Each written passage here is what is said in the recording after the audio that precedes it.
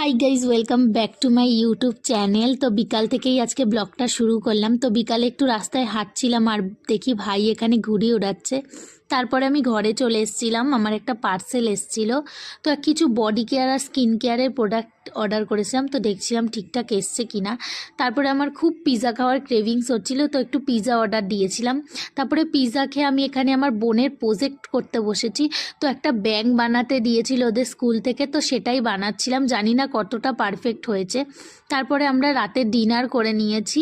তো ডিনার করে আমি আর ব্লগটা কন্টিনিউ করিনি। তো পরের দিন গেছিলাম হচ্ছে আমি আমার পিসুমণির বাড়িতে, কিছু শপিং করার ছিল।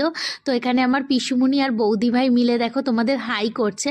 তারপরে আমরা অনেকগুলো মলে গেছিলাম, কিন্তু সেরকম আমাদের কিছুই পছন্দ হয়নি।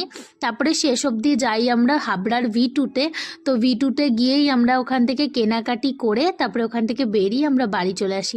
তো আজকের ব্লগটা এখানেই